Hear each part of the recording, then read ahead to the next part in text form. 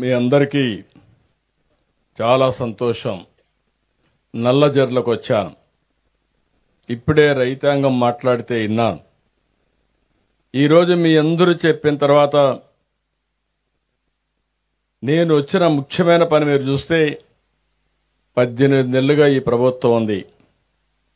ఆ రోజు మీరందరూ ఆలోచించారు. రాష్ట్రం మొత్తం విధ్వంసానికి గురైంది. అభద్రతా భావానికి వెళ్ళిపోయాం. ఎవరైనా గట్టిగా ధైర్యం చేయాలంటే భయపడిపోయే పరిస్థితికి వచ్చారు. ఆ సమయంలో మీరు చూసినప్పుడు నేను నిలబడుకున్న తర్వాత జనసేన అధినేత పవన్ కళ్యాణ్ గారు పూర్తిగా సహకరించి వ్యతిరేక ఓటు చీలడానికి వీలు లేదు, ప్రభుత్వానికి ఇంటికి పంపించే పరిస్థితి రావాలని చెప్పి ముందుకు వచ్చాడు. ఆ తర్వాత బీజేపీ కూడా కలిసి వచ్చాం. ముగ్గురము కలిసి కూటమి కట్టాం. కూటమి కడితే మీరు చూస్తే మీరు కూడా చాలా రోజులుగా రాజకీయాలు చూశారు. ఎప్పుడూ రానంత విజయం వచ్చింది. 57% ఓట్లు పడ్డాయి. 94% సీట్లు గెలిపించారు. ఒక చరిత్ర సృష్టించారు మీరైతే. కొన్ని జిల్లాల్లో అయితే ఒక ప్రభంజనం. 90,000, 95,000 మెజారిటీ. పోలీసులు పక్కకు రావాలి, కొంచెం కనపడాలి. పోలీసులు ఎన్నికండి.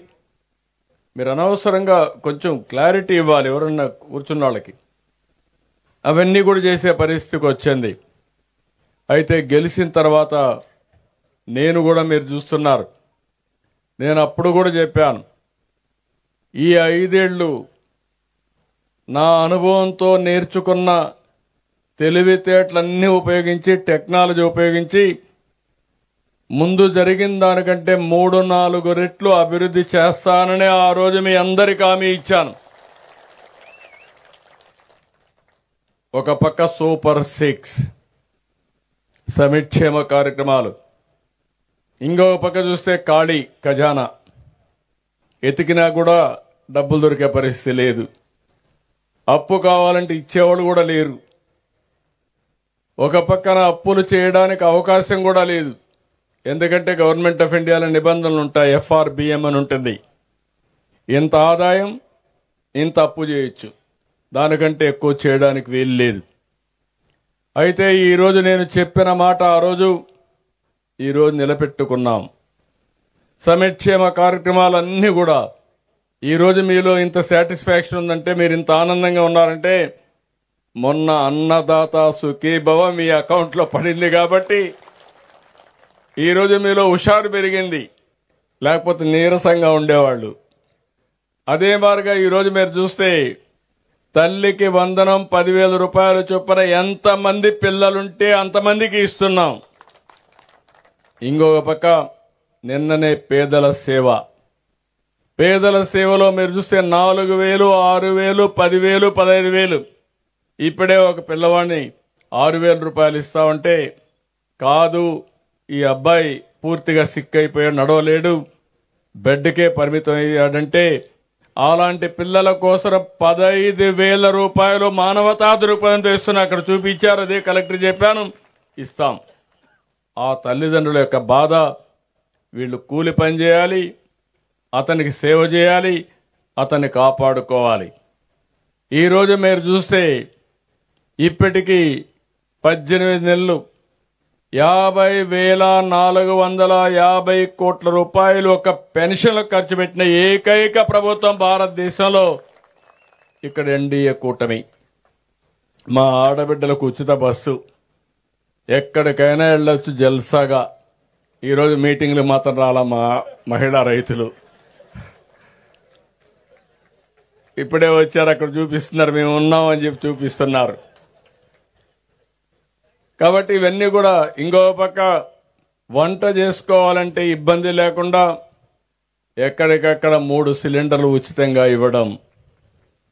ఇలాంటి 1-2 కాదు, అన్ని కార్యక్రమాలు చెప్పినట్టు అన్ని ఇస్తున్నాం.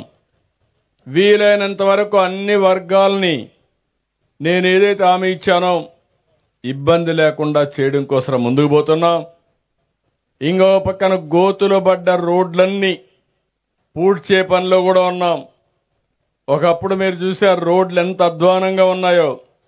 మొన్నే చేశాం, మళ్ళీ ప్రాబ్లమ్స్ వచ్చాయి, వర్షాలు వచ్చాయి, మళ్ళీ ఆదేశాలు ఇచ్చాం.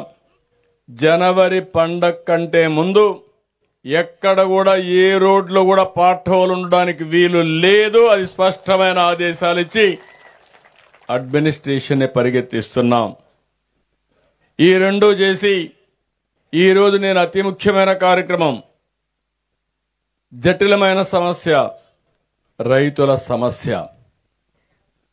ఈరోజు మనందరం గుర్తుపెట్టుకోవాల్సింది, రైతుల సమస్య పరిష్కారం చేయగలిగితే మిగిలిన సమస్యల పరిష్కారం చేయడం పెద్ద కష్టం కూడా కాదు. అందుకే రైతన్న మీకోసమని 6 రోజులు మీ ఇంటింటికి పంపించాం. మిమ్మల్ని కలిశారు, మీరిచ్చినటువంటి ఫీడ్బ్యాక్ తీసుకున్నాం.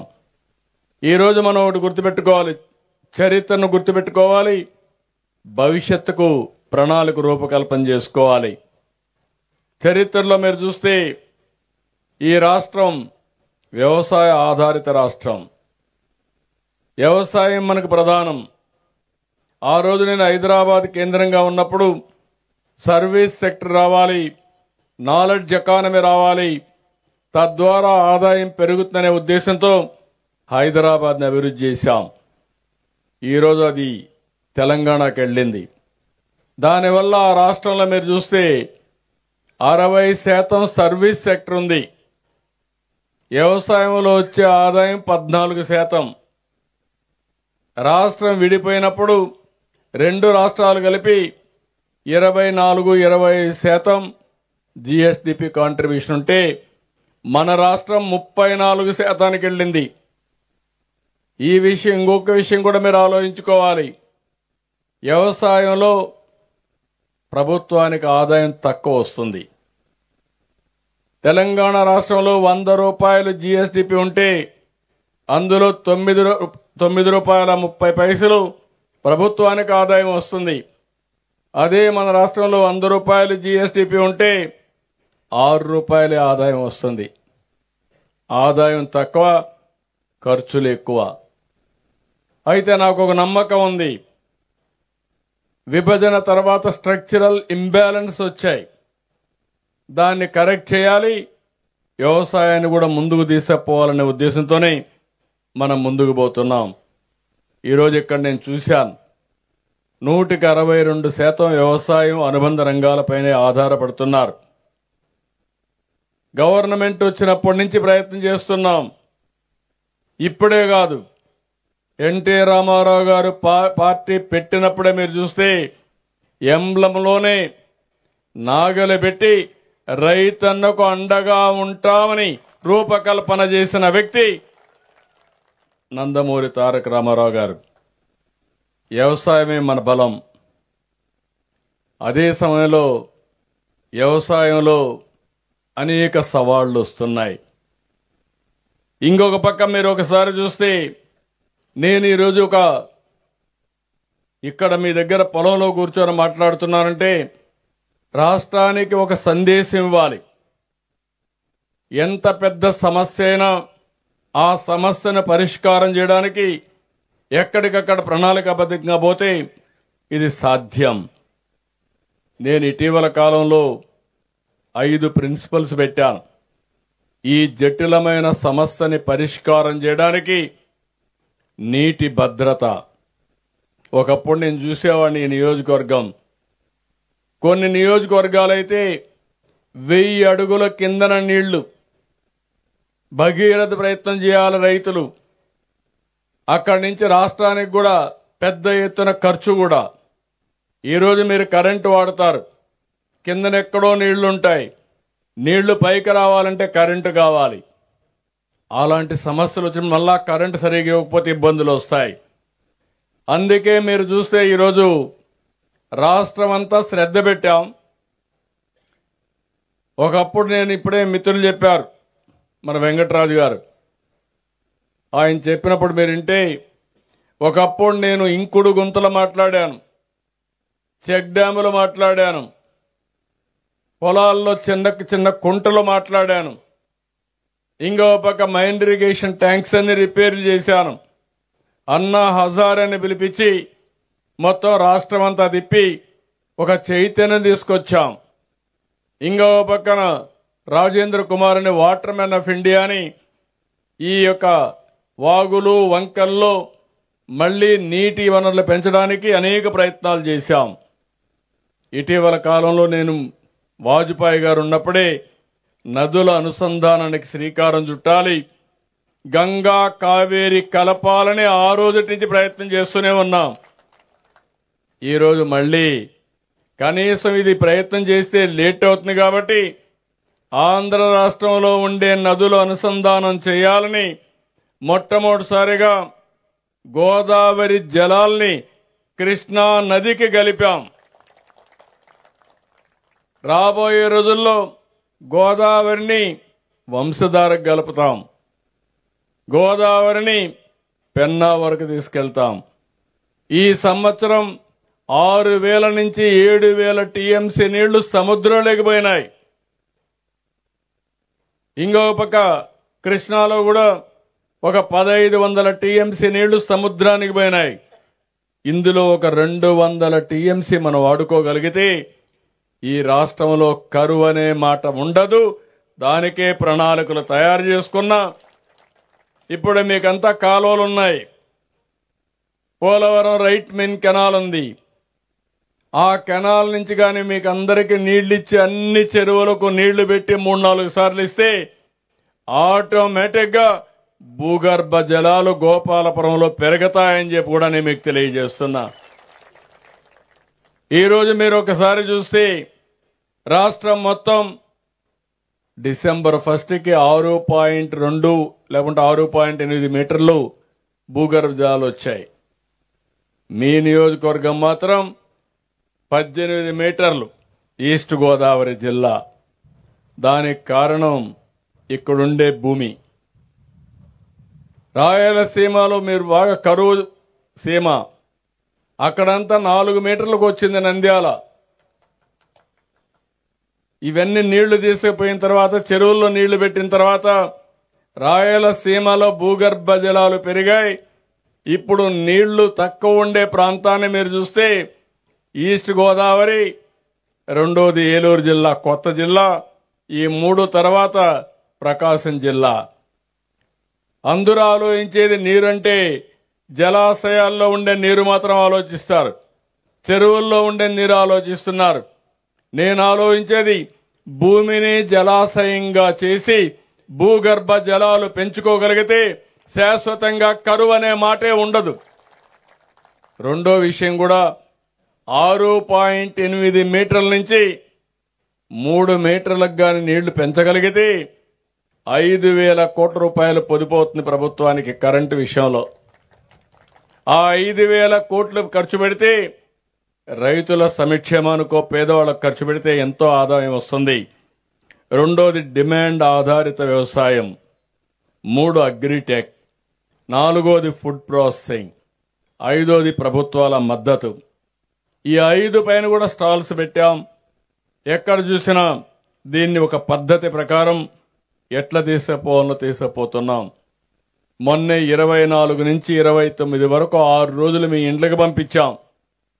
మీ అందరితో మాట్లాడారు.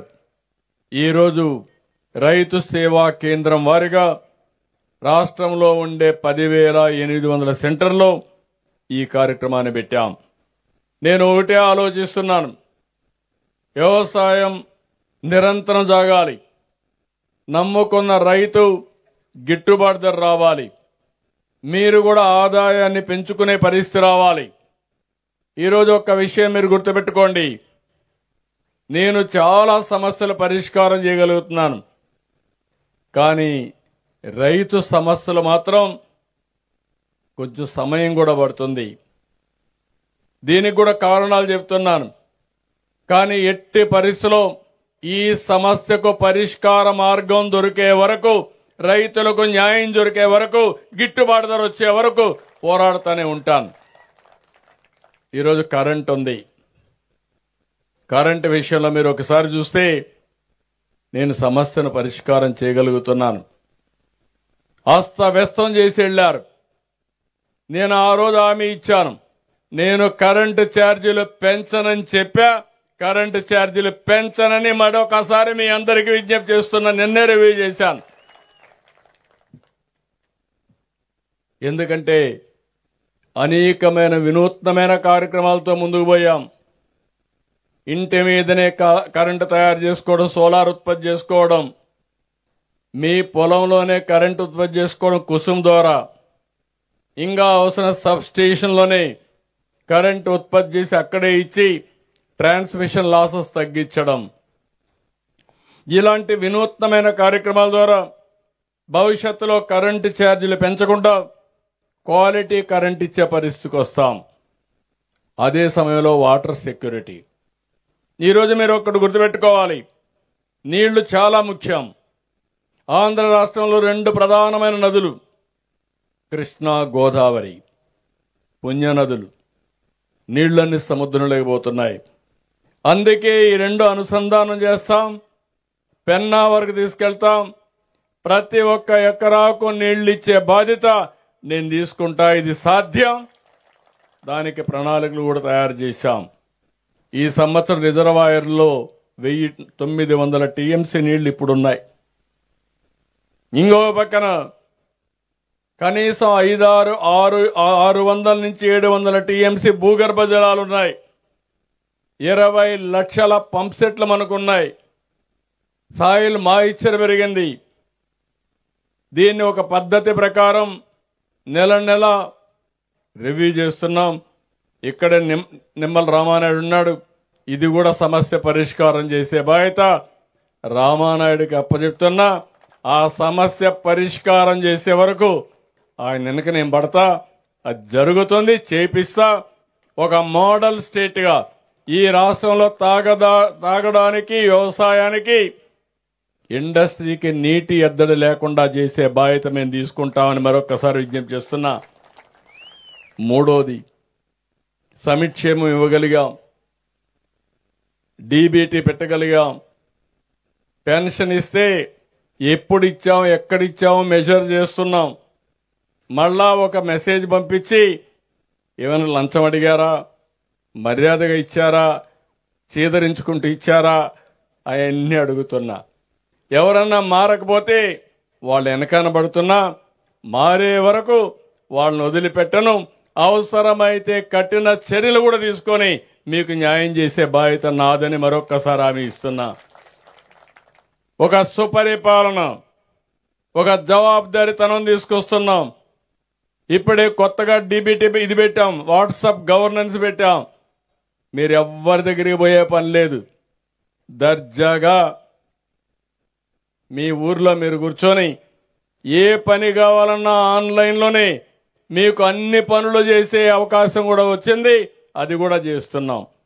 ఈ నెల నెక్స్ట్ మంత్కి అన్ని సేవలు చేస్తున్నాం. అంటే గొంతెమ్మ కోరికలు కోరేసి ఇంట్లో పడుకుంటే ఆకాశాన్ని తెమ్మంటే ఒకటేసారి తేలేం. చిన్నపిల్లలు నేర్పిస్తూ ఉంటాం జాబిల్లి రావి అని. అదే అలాంటి కోరికలు కోరితే చేరలేం. కానీ మామూలుగా ప్రతి ఒక్క పౌరుడికి అవసరమైన సేవలన్నీ ఆన్లైన్లో ఇచ్చే బాధ్యత నాదని మరొక్కసారి మీ అందరికి హామీ ఇస్తున్నా. ఇంకొక పక్కన రోడ్లన్నీ బాగా చేస్తున్నాం. పెద్ద ఎత్తున యువతకు ఉద్యోగాలు ఇవ్వడానికి ఈరోజు ముందుకు పోయాం. మొన్నే విశాఖపట్నం ఎప్పుడు రానంత పెట్టుబడి, ఈ ప్రభుత్వం యొక్క విశ్వసనీయత. $15 బిలియన్ అంటే ₹1,40,000 పెట్టుబడి. గూగుల్ సంస్థ, డేటా సెంటర్, ఆర్టిఫిషియల్ ఇంటెలిజెన్స్ దీనికి ముందుకొచ్చారు. మొన్నే విశాఖపట్నంలో పెడితే ₹13,25,000 2 రోజుల్లో ఎంఓయూలు చేశారు. ఇది అయితే మన పిల్లలకి 16 లక్షల మందికి ఉద్యోగాలు వస్తాయి. నేను ఒక నిర్దిష్టమైన విధానం కూడా తయారు చేశాను, ఒక విజన్ తయారు చేశాను. 2047కి వికసిత్ భారత్ ద్వారా ప్రపంచంలోనే భారతదేశం నెంబర్ 1 ఎకానమీ అవుతుంది. దాంట్లో ఎవ్వరికి అనుమానం అవసరం లేదు. అందులో స్వర్ణాంధ్రప్రదేశ్ విజన్ తయారు చేసి మనం దేశానికే నెంబర్ 1 కావాలని ప్రణాళికలు తయారు చేసుకున్నాం. ఈరోజు 3 లక్షల రూపాయలు మన యొక్క తలసరి ఆదాయం దగ్గర ఈ సంవత్సరం. ఇది 2047 అంటే 22 ఏళ్లలో 55 లక్షల రూపాయలు తలసరి ఆదాయం అవుతుంది. అది ఏ విధంగా అవుతుందంటే industry, service sector, knowledge economy, వ్యవసాయం అన్ని కలిపి అవుతాయి. ఈరోజు ఇక్కడ మా అచ్చెన్నాయుడు గారు ఉన్నారు, మంత్రి గారు, సీనియర్ లీడర్. బాధ్యత ఎక్కువ ఉంది, బరువు మోయగలుగుతాడు, ఎందుకంటే గట్టిగానే ఉన్నాడు. ఈ 5 ప్రిన్సిపల్స్ ని అమలు చేస్తాం. నేను కూడా ఒక సవాలుగా తీసుకున్నా. ఎందుకంటే జటిలమైన సమస్యని వదిలిపెడితే ఆ సమస్య మనల్ని మింగేస్తుంది. కానీ ప్రయత్నం చేయడమే కాకుండా నిరంతరం దీనికి ఏం చేయాలో ఒక యజ్ఞం మారిగా చేస్తాం. 666 మండలాలు ఉన్నాయి, రూరల్ మండలాలు.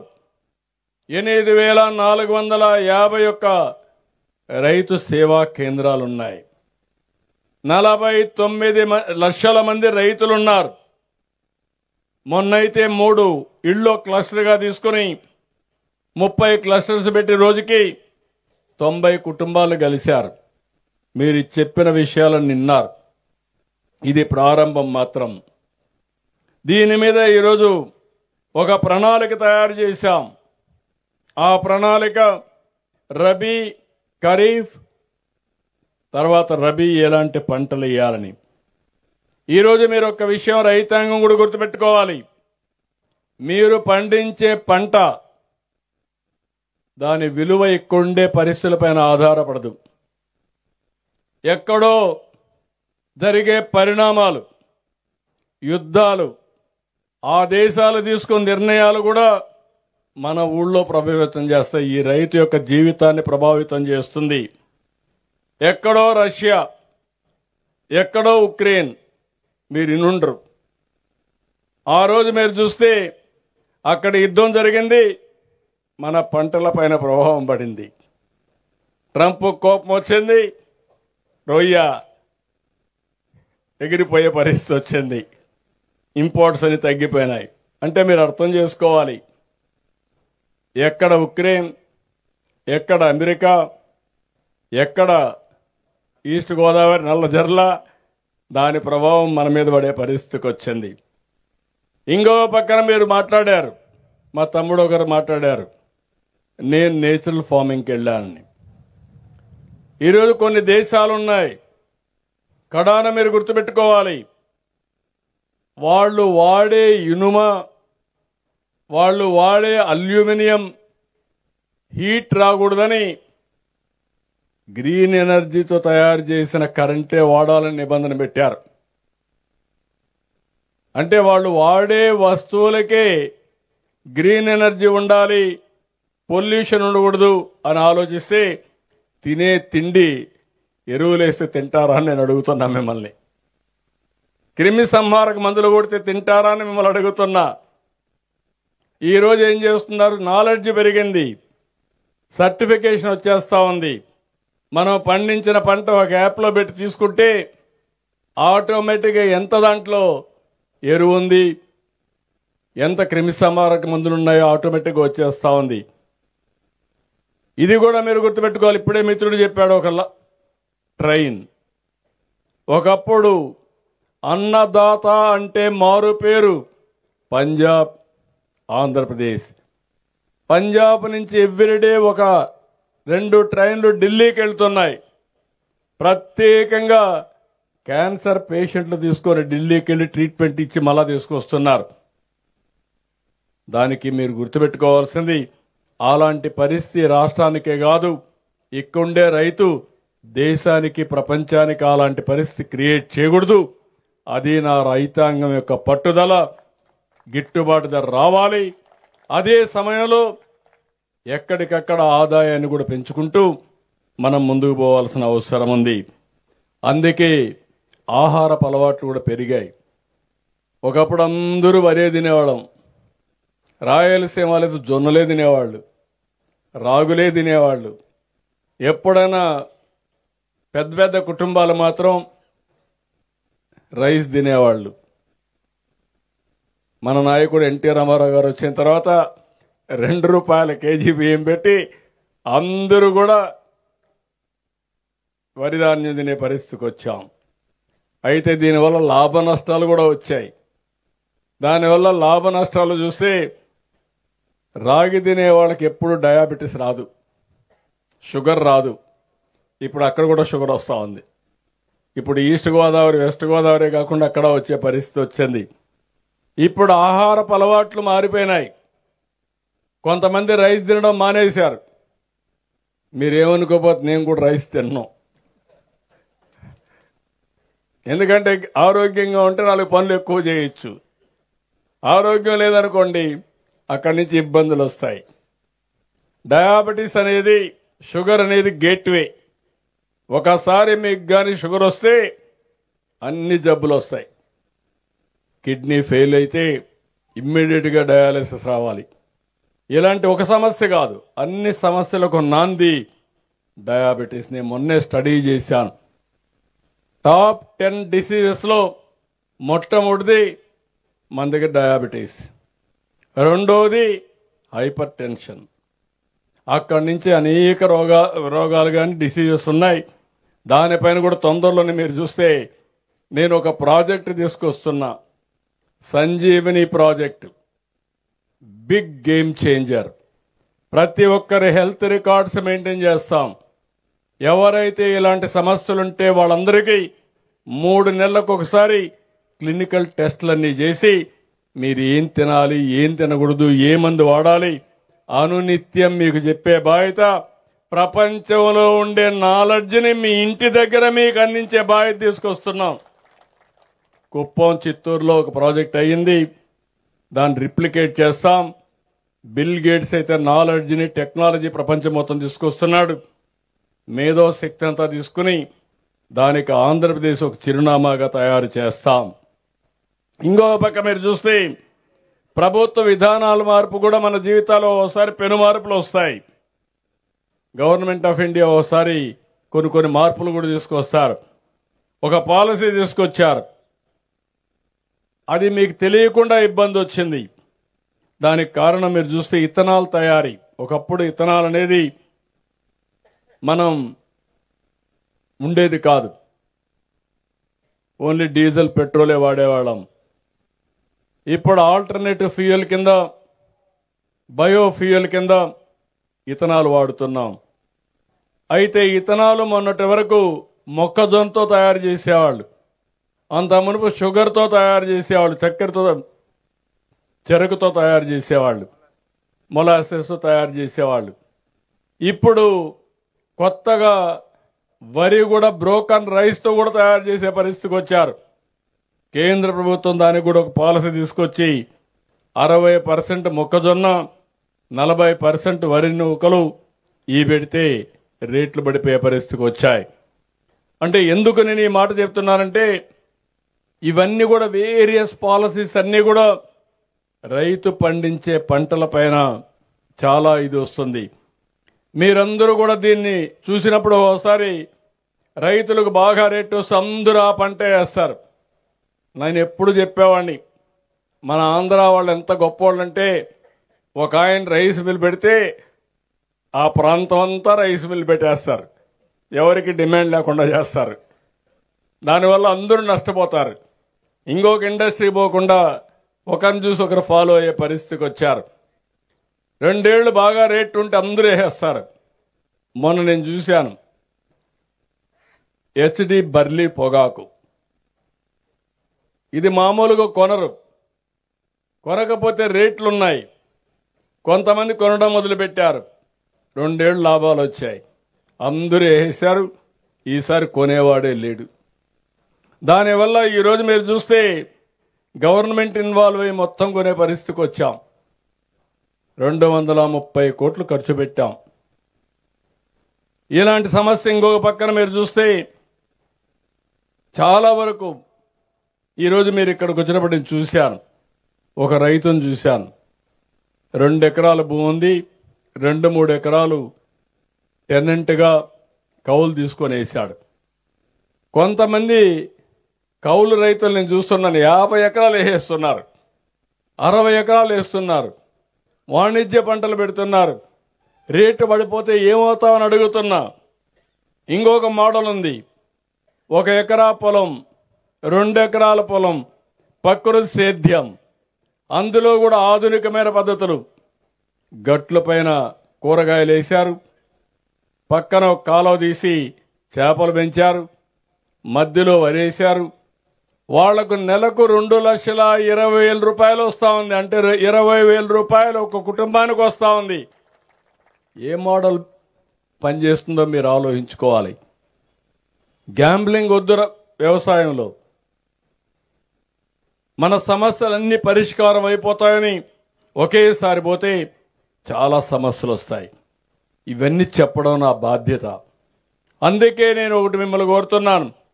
కొన్ని మన చేతుల్లో సమస్యలు ఉండవు, ఎక్స్టర్నల్ ఫ్యాక్టర్స్ ఉంటాయి. దానివల్ల ధరలు తగ్గిపోవడం, ధరలు పెరగడం తగ్గుతాయి.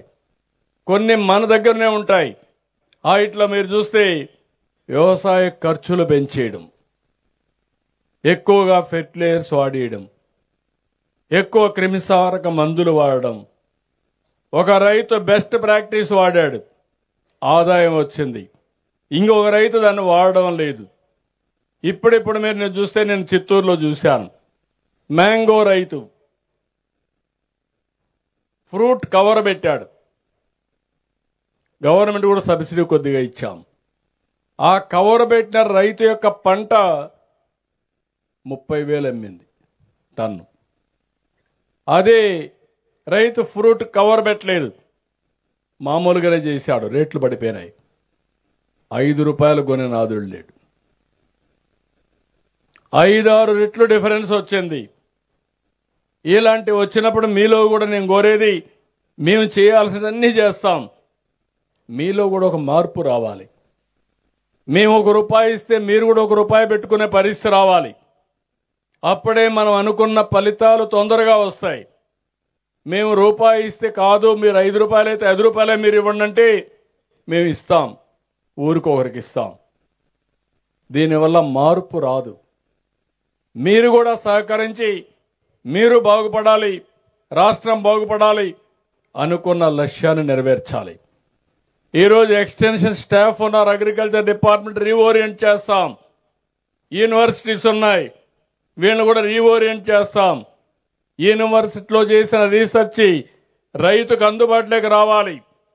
వాళ్ళు ఏదో యూనివర్సిటీలో కూర్చోవడం కాదు, వాళ్ళు అనునిత్యం క్షేత్రస్థాయిలో పొలంలో పనిచేసే పరిస్థితి రావాలి. చదువుకునే పిల్లలు కూడా వ్యవసాయం అంటే పొలాల నుంచే నేర్చుకోవాల్సిన అవసరం ఉందని మరొకసారి విజ్ఞప్తి చేస్తున్నా. రీసెర్చ్ ఆర్గనైజేషన్స్ ఉన్నాయి, మనకి ఏం కావాలని ఆలోచించాలి. ప్రాక్టికల్ సైంటిస్టులంతా రైతులే. మీది అనుభవం, మీ జీవితాల్లో నరాల్లో వ్యవసాయం జీర్ణించుకుపోయింది. మీ నాలెడ్జ్ని తీసుకోకుండా వాళ్ళు కూర్చొని మేము రీసెర్చ్ చేస్తున్నామని దూరంగా ఉంటే కుదరదు. వాళ్ళు కూడా రావాలి.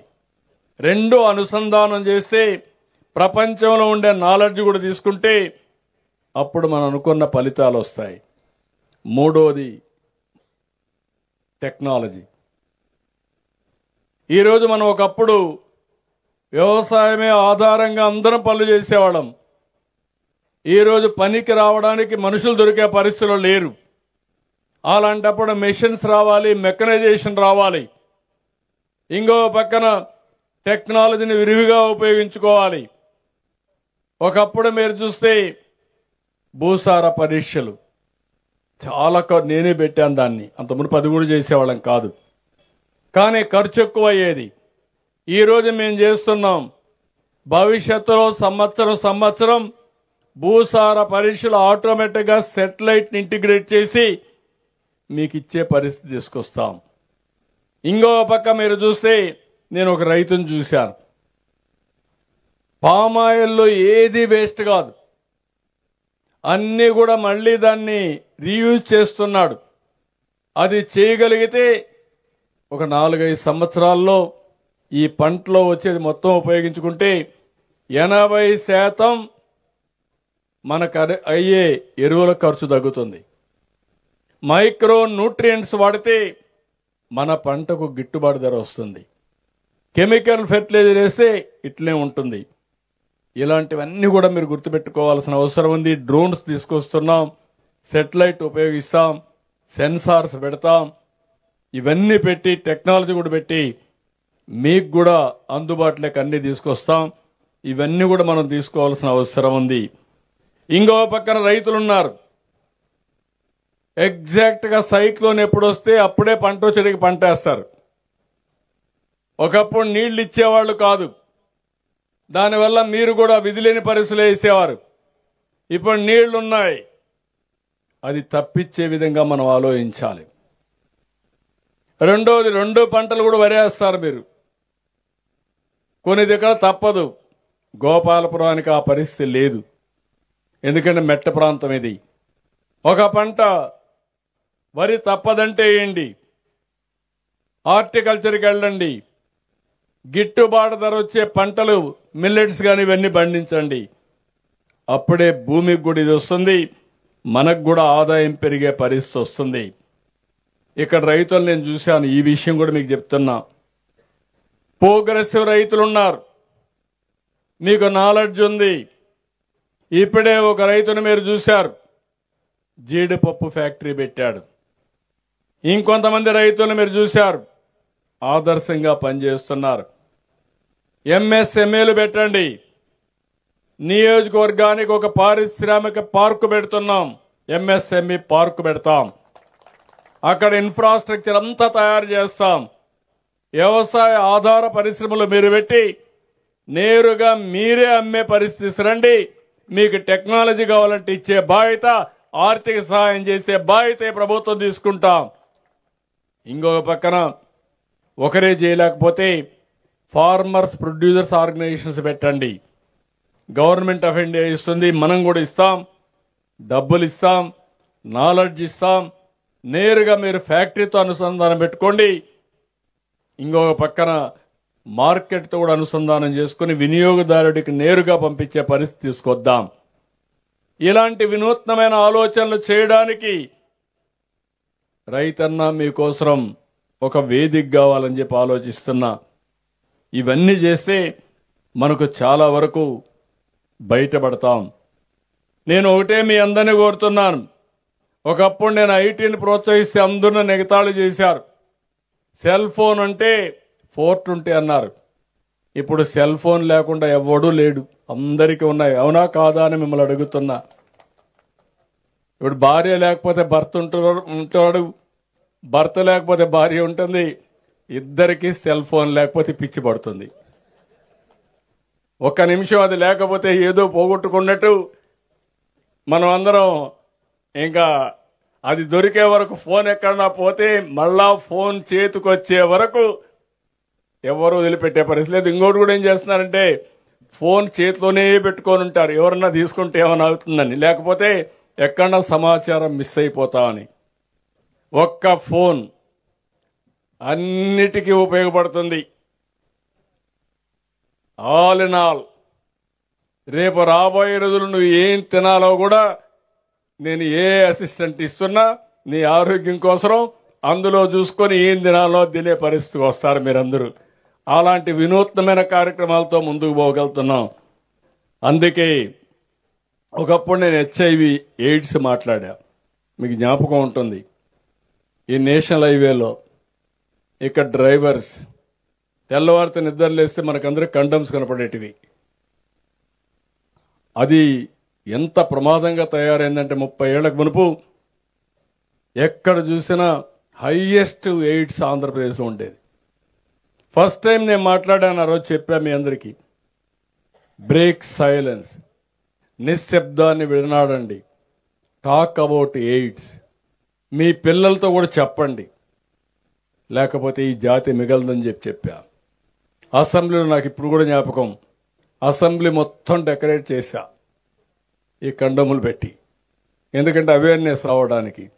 ఈరోజు నేను గర్వంగా చెప్పగలుగుతున్నా, ఆ రోజు చేసిన పని ఈరోజు చాలా వరకు కంట్రోల్ అయింది. 2030 నాటికి భారతదేశంలో ఎయిడ్స్ లేని రాష్ట్రంగా ఆంధ్రప్రదేశ్ రాష్ట్రం తయారవుతుంది. ఒక ప్రయత్నం చేసుకుంటా పోయాం, ఫలితాలు వచ్చాయి.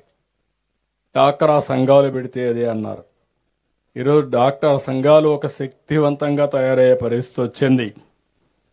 కానీ అందుకే నేను మిమ్మల్ని అందరినీ కోరేది, ఎవరు ఎన్ని చెప్పినా నేను అనుకున్నది లాంగ్ టర్మ్లో ఫలితాలు వస్తాయంటే వదిలిపెట్టకుండా పనిచేస్తున్నాం. ఈరోజు నేను మిమ్మల్ని అందరినీ కోరేది ఒకటే, మీ అందరిలో ఒక ఇది రావాలి, చైతన్యం రావాలి. ప్రకృతి సేద్యం ఎప్పటికైనా ఇదే మార్గం. నేను 6-7 సంవత్సరాల కంటే ముందు స్టార్ట్ చేశా. మీ ఆరోగ్యాన్ని కాపాడుకోండి, వేరే వాళ్ళ ఆరోగ్యాన్ని చెడగొట్టద్దండి. మీరు పంట పండించి ఎరువు వేసి వాళ్ళందరికీ క్యాన్సర్ అంటిస్తే సఫర్ అయ్యేది వాళ్ళు సఫర్ అవుతారు. మళ్ళీ అలాంటి దీనికి మనం ముందుకు పోవాలి. కొన్ని మోడల్స్ కూడా తయారు చేసుకోవాలి. అవి కూడా నేను మాట్లాడుతున్నా. ప్రతి ఒక్క రైతుకి ఇప్పుడు మీరు గుర్తుపెట్టుకోండి, దగ్గర 49 లక్షల మంది రైతాంగం. మీ పంటంతా కూడా మీరు చూస్తే ఎంత ఉందో, భూమి అంతా చూస్తే ఇక్కడ నేను చూశాను. మీ ఊర్లో ఇప్పుడే మన ఆఫీసర్ కూడా మొత్తం చెప్పారు. దీన్ని కాంబినేషన్ ఏ విధంగా తేవాలి, ఏ పంట వేస్తే ఆదాయం వస్తుంది, ఏ పంటలు ఇంటర్ కల్టివేషన్ వేయాలి, 2-3 పంటలు 4 కూడా వేసుకోవచ్చు, ఎప్పుడెప్పుడు వేయాలి, కాంబినేషన్లో ఎంత ఆదాయం వస్తుంది, దానికి మార్కెటింగ్ ఎటు చేయాలి, ఇండస్ట్రీస్ని ఏ విధంగా అనుసంధానం చేయాలి, ఫుడ్ ప్రాసెసింగ్కి ఎక్కువ ప్రాధాన్యత ఇస్తున్నాం. అవసరమైతే ఎంఎస్ఎంఈ పార్కులు మీరే ఎట్లా పెట్టుకోవాలి, పరిశ్రమలు మీరు ఎట్లా పెట్టుకోవాలి, ఇవన్నీ కూడా వర్కౌట్ చేస్తాం. ఒకప్పుడు రాయలసీమ అంటే ఎడారిగా ఉందంటే ఈరోజు గర్వంగా చెప్పగలుగుతున్నా, రాయలసీమని హార్టికల్చర్ హబ్గా ప్రపంచానికే అందించబోతున్నాం. దగ్గర 70-80 పండ్ల వెరైటీస్ తయారు చేస్తున్నారు. అక్కడ 18 వెరైటీస్ ఏది కావాలన్నా పండే పరిస్థితి. ఎడారిలో పండే ఖర్జూరం కూడా, డేట్స్ కూడా ఇక్కడ పండే పరిస్థితి వస్తూ ఉంది. డ్రాగన్ ఫ్రూట్ కానీ 1-2 కాదు. ఇటీవల మన రాష్ట్రంలో మీరు ఒకటి గుర్తుపెట్టుకోవాలి, ఎక్కడా లేనటువంటి మోడల్స్ తయారు చేస్తున్నాం. నేను 1 ఎకరా చెప్పాను, ఒక చిన్న రైతు 2,20,000 సంపాదిస్తున్నాడు. కేజీలో పౌల్ట్రీ పెట్టి, అది కూడా నాటుకోళ్లు పెట్టి, ఆ ఎగ్స్ అవన్నీ అమ్ముకొని 15,000, 20,000 రూపాయల నెలకు ఒక ఆడబిడ్డ సంపాదించుకునే అవకాశం ఉంది. ఇంకో పక్క ఇంటి దగ్గరనే మేకలు కానీ గొర్రెలు కానీ పెంచుకుంటే దాంట్లో కూడా ఆదాయం ఎక్కువ వచ్చే పరిస్థితి వస్తుంది. వ్యవసాయం చేయాలి. వ్యవసాయ అనుబంధ రంగంగా లైవ్ స్టాక్ ముందుకు పోవాలి. పాడి పరిశ్రమ ఇప్పుడే మాట్లాడుతూ కొంతమంది చెప్పారు. రాబోయే రోజుల్లో ప్రతి ఒక్కరు కూడా డైరీ ప్రోడక్ట్స్కి ఎక్కువ ప్రాధాన్యత ఇస్తారు. ఇలాంటివన్నీ కూడా మనం చేయాల్సిన అవసరం ఉంది. మనకు అడ్వాంటేజ్ చాలా ఉన్నాయి. కాఫీ నుంచి కోకో వరకు మన దగ్గర పండుతుంది. బత్తాయి నుంచి బొప్పాయి వరకు, పట్టు నుంచి పసుపు వరకు, పామాయిల్ నుంచి శనగ వరకు, అగ్రికల్చర్ నుంచి అక్వాకల్చర్, హార్టికల్చర్. మన రాష్ట్రంలో పండని పంట లేదు, పండని చోటు లేదని చెప్పి కూడా మీ అందరికీ తెలియజేస్తున్నా. అయితే ఇక్కడ కావాల్సింది మారిన పరిస్థితులకు అనుగుణంగా మనం ఇవన్నీ ముందు తీసుకుపోవాల్సిన అవసరం ఉంది.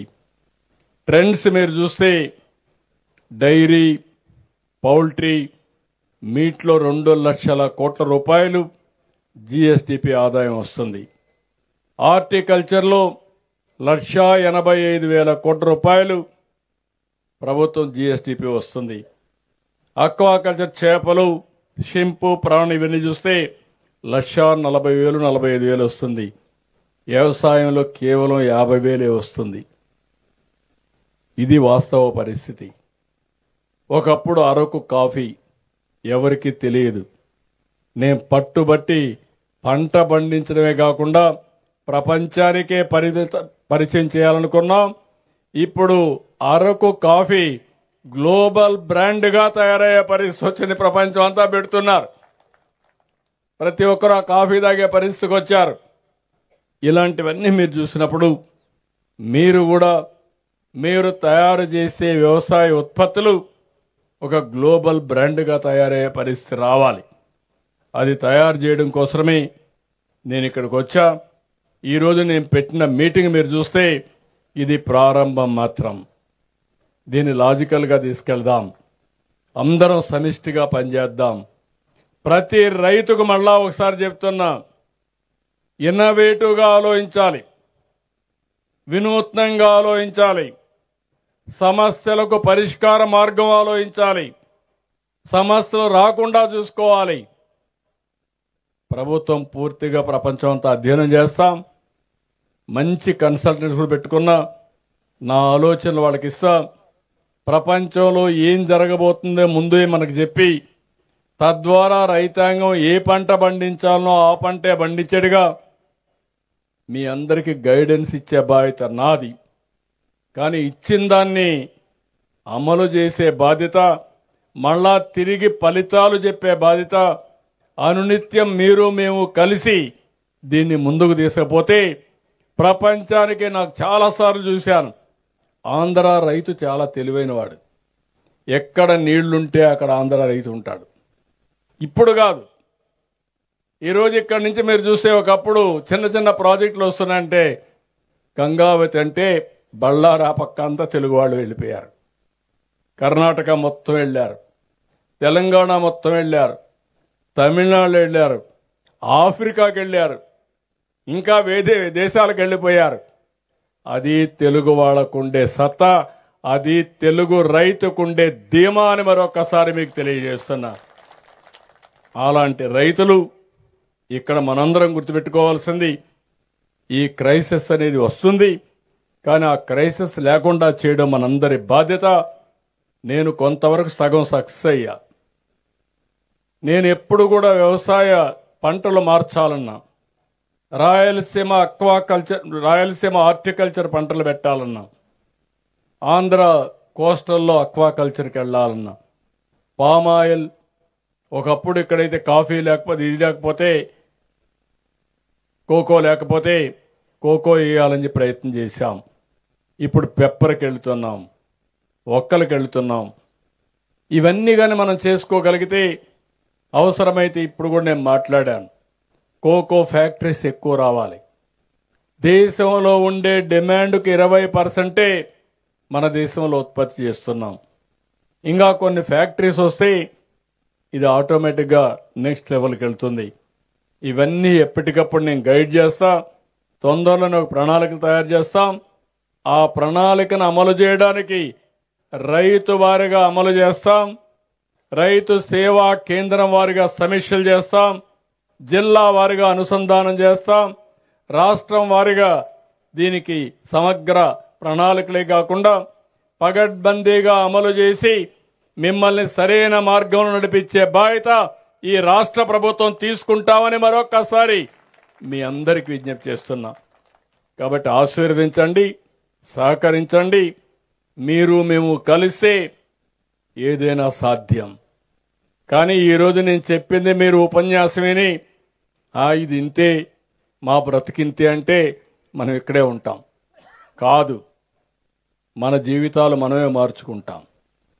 ఆ మార్పుకు ఈ మీటింగు శ్రీకారం చుట్టాలని మరొక్కసారి ఆకాంక్షిస్తూ ఈ కార్యక్రమానికి వచ్చిన మిమ్మల్ని అందరినీ పేరు పేరున అభినందిస్తూ సెలవు తీసుకుంటున్నా. జై కిసాన్, జై హింద్, జై భారత్, జై తెలుగు తల్లి. నల్లజర్ల నేడు పుణ్యం చేసుకుంది. గోపాలపురం ధన్యతను